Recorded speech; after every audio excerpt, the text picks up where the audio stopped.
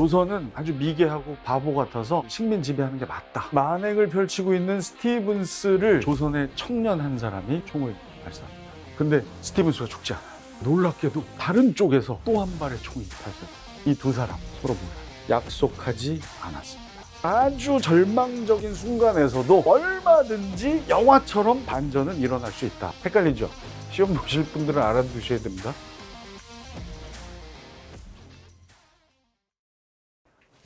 반갑습니다. 세바시 시청자 여러분, 정말 꼭 한번 찾아뵙고 싶었는데 이번에 기회가 되네요. 요즘 한국사에 푹 빠져서 한국사 연구 열심히 하고 있고 본업인 또 방송도 명맥을 유지하고 있는 서경석입니다. 반갑습니다. 힘든 시간을 견디기 위해서 정말 많은 것들이 필요하겠죠. 근데 오늘 저는 딱 한 가지만 말씀드리고 싶습니다. 역사를 조금 깊게 넓게 이렇게 파헤치다 보면요, 아주 유명하지 않은 사건들에서 교훈을 얻게 되는 경우가 꽤 있습니다. 저도 마찬가지인데 잠시 멈춰서 자신을 돌아보는 시간이 필요하다. 돌아보다 보면 내 부족함이 느껴지겠죠. 그때 뭘 해야 되느냐? 힘들다고 힘들어만 하면 더 힘들어져요. 돌아보고 부족한 것을 채우겠다는 마음과 자세, 행동이 필요하다고 봅니다. 1919년에 김원봉이라는 사람이 결성한 의열단체가 있습니다. 바로 의열단이죠. 이 의열단 단원들 여러분 많이들 알고 계실 거예요. 김상옥 의사, 김익상 의사, 박재혁 의사, 김지섭 의사, 나석주 의사. 이분들이 했던 일들 대부분 일제 인사들 혹은 일제가 장악하고 있는 건물들의 폭탄을 투척하거나 총으로 쏴서 그들의 간담을 서늘하게 한 일들입니다. 의열 단원들이죠.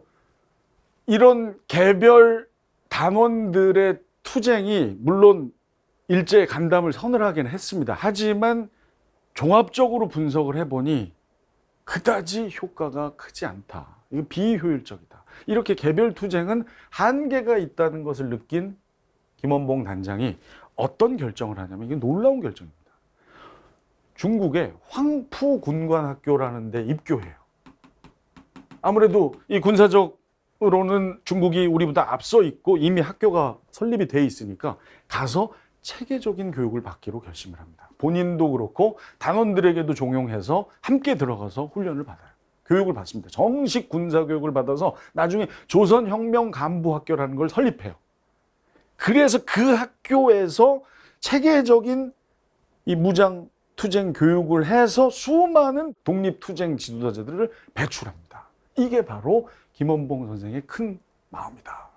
단원들이 지역적인 투쟁을 해서 성과가 있긴 했지만 결과가 그리 오래가지 않고 효과가 크지 않다는 것을 판단하고 좌절하지 않았다는 거예요. 오히려 무엇이 아쉬운가, 무엇이 잘못되어 있는가를 냉철하게 판단한 다음에 자기 개발의 시간을 갖는다.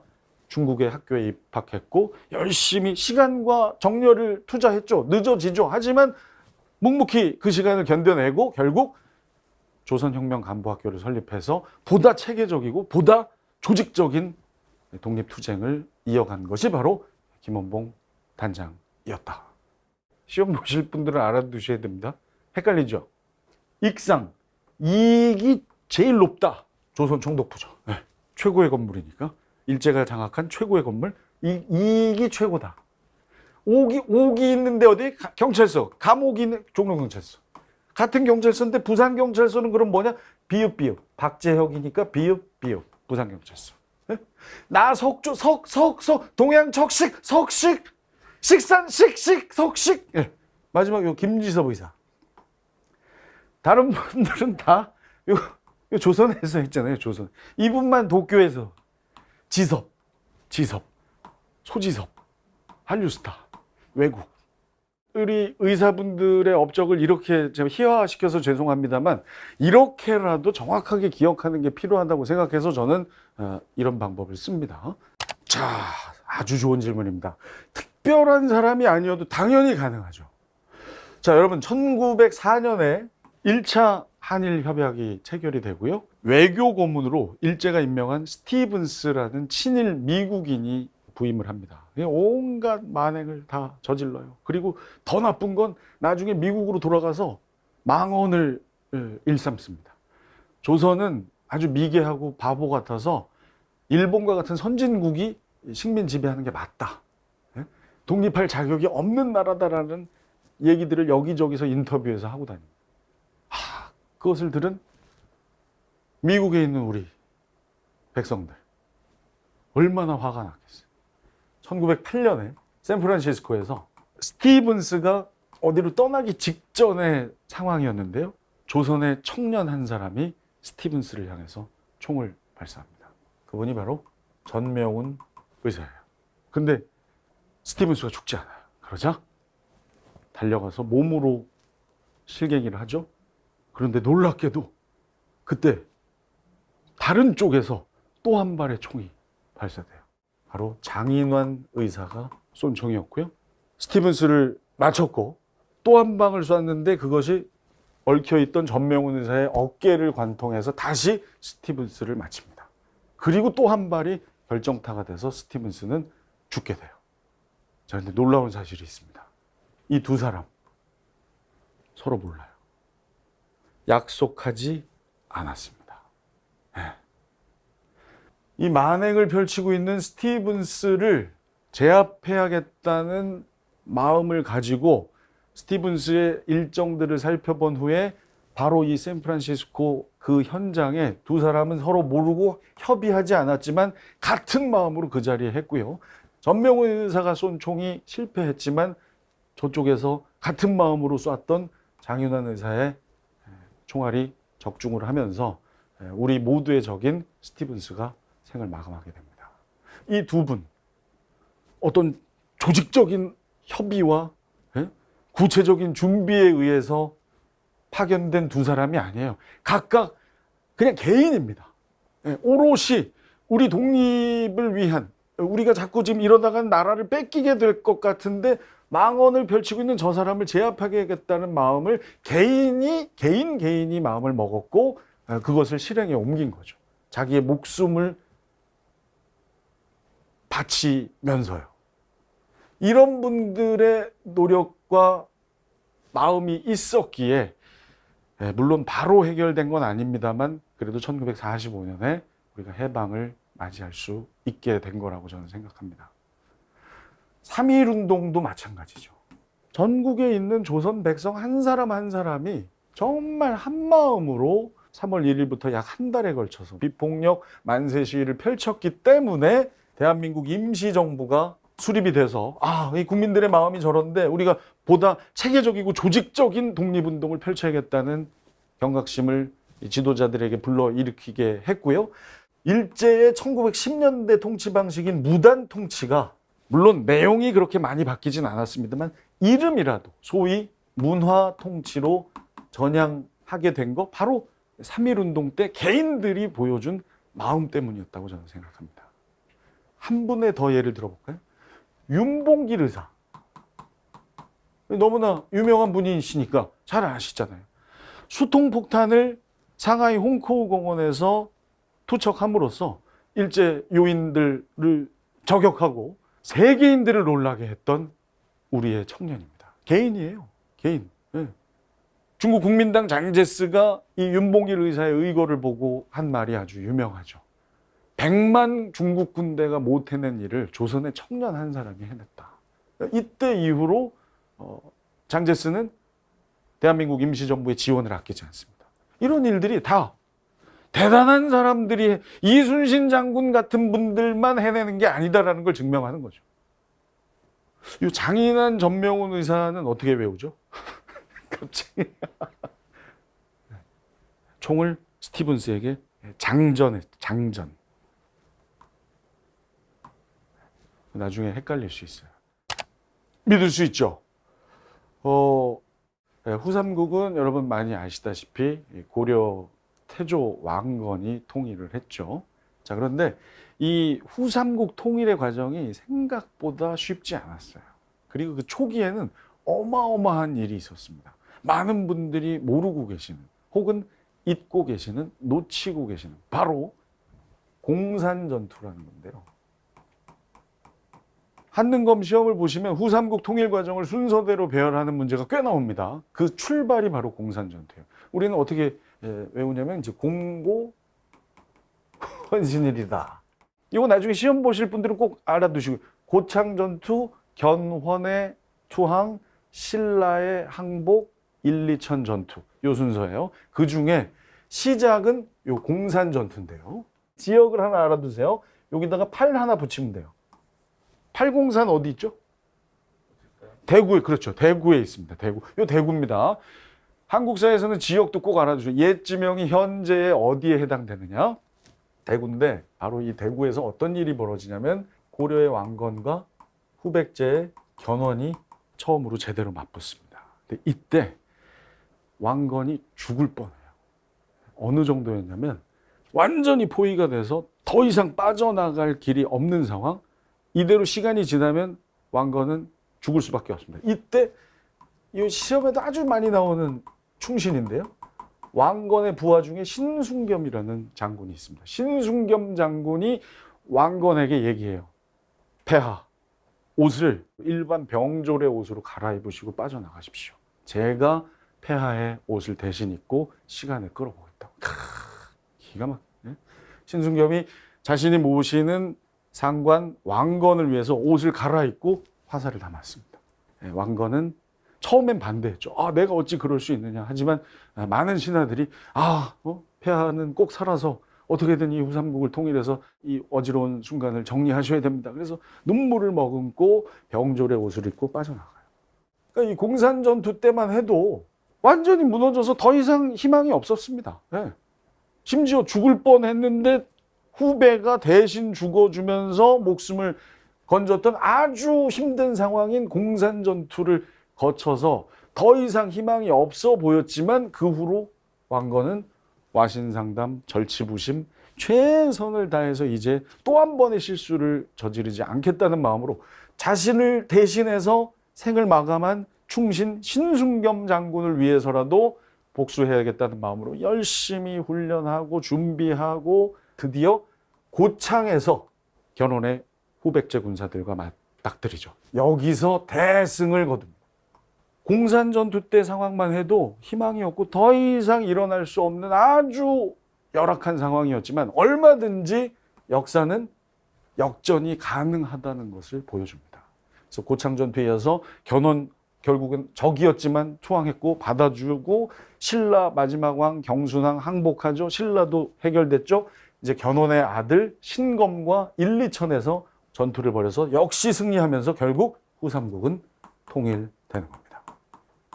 더 이상의 가능성 없어 보이는 그런 아주 절망적인 순간에서도 의지만 제대로 장착하고 준비만 철저히 하고 복수 혹은 반전의 기회를 도모한다면 이런 어마어마한 일이 얼마든지 일어날 수 있다. 후삼국 통일 몇 년이?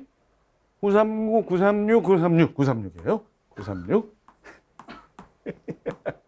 실패가 계속되면 보통은 좌절하게 마련입니다. 그냥 주저앉게 마련이에요. 그런데 우리 역사를 잘 살펴보잖아요. 너무나 유명한 분의 일이 이 이야기를 완전히 아니다라고 증명해줘요. 바로 너무나 잘 아시는 임진왜란의 영웅 이순신 장군의 첫 번째 승리. 이순신 장군 너무나 잘 싸우셨고 아주 우리의 영웅으로 우리가 추앙하고 있기 때문에 막 상황 좋을 때 막 한 것 같죠? 아니에요. 임진왜란의 첫 번째 승리가 있기까지 저희는 수많은 실패를 거듭합니다. 수많은 좌절을 경험해요. 일단은 정송신선, 2 순신, 3 시민, 4 조명, 5 권율, 6 재란. 이게 뭐 좀 이상해 보입니다만 이게 바로 임진왜란 때 있었던 주요 전투의 순서를 시간대로 배열한 겁니다. 일단은 정송신선, 여기에 바로 여기가 실패를 거듭했던 순간입니다. 이 정발이 부산진에서, 송이 송상현이 동래성에서, 신이 신립이 충주 탄금대에서 다 져요. 다 집니다. 다. 육전에서 갑자기 기습적으로 침범한 왜군을 부산, 동래, 더 올라와서 충주까지 다 집니다. 다. 전부. 이 선이 뭐예요? 선조가 의주로 피난까지 가. 이런 실패를 거듭했던 상황임에도 불구하고 이순신 장군이 철저한 준비와 완벽한 전략을 짜고 일본 해군과 맞닥뜨려서 아주 찬란한 첫 번째 승리를 거둡니다. 그게 바로 옥포해전이에요. 이순신 장군은 옥사당한으로 배웁니다. 뭐 수많은 전쟁에서 승리를 하시지만 요 주요 전투 옥포해전, 사천해전, 당포해전, 한산도 대첩. 사천해전에서 거북선이 최초로 등장. 한산도 대첩은 뭐죠? 하객진으로 외선을 몰살시키는.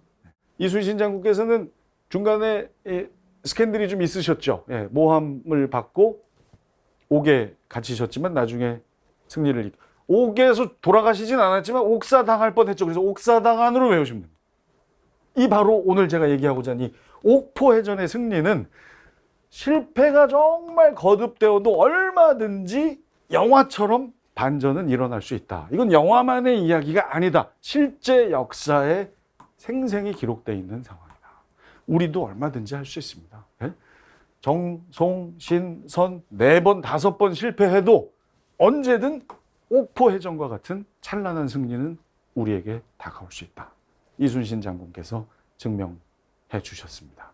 단 실패해도 언젠간 성공할 거야 그러고 멍하니 있으면 돼요, 안 돼요? 그건 아니죠. 그 옥포 근처에 그 해협들 다 미리 계산하고 지형 이런 거 다 파악하고 일본 배들은 이렇게 바닥이 뾰족하기 때문에 막 빠르게 움직일지언정 이게 물살이 세면 휘청휘청한다 이런 것들을 다 계산해서 우리 판옥선은 이렇게 넓고 안정적이다 이런 걸 다 머리에 두시고 군사들의 훈련 게을리하지 않고 이런 것들이 합해졌기 때문에 이게 가능하죠. 여러분도 서경석이가 이순신 얘기하면서 언젠간 승리할 거래 그래서 야 이게 아니라 이런 노력들을 하신 다음에 이걸 받아들이셔야 될 것 같습니다. 힘든 시간을 견뎌내는 것과 관련해서는 우리 한국사에 제일 먼저 나옵니다. 바로 단군 신화에서 곰과 호랑이가 환웅에게 인간이 되게 해달라고 부탁을 하죠. 환웅이 숙제 내주죠. 100일 동안 쑥하고 마늘만 먹고 동굴에서 견뎌내면 사람 되게 해줄게. 견딘 사람이 누구예요? 곰이죠. 그래서 웅녀가 되어서 환웅과 결혼해서 낳은 아들이 바로 단군 왕검이고 그 단군 왕검이 세운 나라가 우리 한반도 최초의 국가 고조선입니다. 보통은 힘든 시기를 어떻게 이겨내야 될까요? 견뎌라, 참아라, 인내해라 이런 얘기들을 많이 하는데 오늘은 조금 다른 얘기를 하고자 합니다. 이건 역사와는 상관이 없고요. 제가 최근에 어떤 북토크의 진행을 하러 갔다가 그 저자 저를 데뷔시켜 주신 김영희 PD입니다. 그 김영희 감독이 최근에 쓴 책이 있어요. 짐 챙겨라는 여행서인데요. 근데 놀라운 이야기를 그때 듣게 됩니다. 포기도 할 줄 알아야 한다. 포기할 줄 아는 용기. 포기도 용기다. 무작정 곰처럼 참아라, 견뎌라 이것만 너무 강조하는 요즘 세상 때로는 어쩌면 제가 지금까지 했던 얘기하고 완전 반대되는 얘기일 수도 있는데요. 이게 무슨 얘기냐면요. 히말라야산 그 정상 거의 근처 바로 직전에 가면 이렇게 써 있대요. 어디 그 쉼터 같은데 죽지 마라. Don't die. 죽지 마라. 이게 무슨 얘기냐면 요 밑에 이렇게 설명이 있어요. 몸에 뭐 열이 나고 너무 힘든 사람, 뭐 한 걸음 걸을 때마다 뭐 몸이 휘청거린다. 예를 들어서 뭐 이런 증상이 있는 사람 올라가지 마라. 죽지 마라. 이런 상황인데 올라가면 죽는다는 얘기예요. 근데 여러분 생각해 보세요. 막 한 5,000m 올라가서 이제 40m 남았어요. 근데 올라가지 말아요. 그럼 어떻게 하겠어요? 올라가는 사람이 그렇게 많답니다. 이런 경고에도 불구하고 올라가다가 수많은 사람들이 목숨을 잃는 거예요. 이때 이 경고를 겸허히 받아들이고 본인이 이런 상황에 해당이 된다면 때로는 내려갈 줄도 아는 거예요. 여기서 내려가는 게 진짜 용기라는 거죠. 혹은 이렇게 하면 이게 지금 죽잖아요. 이렇게 가는 건 왜 생각 안 하냐고.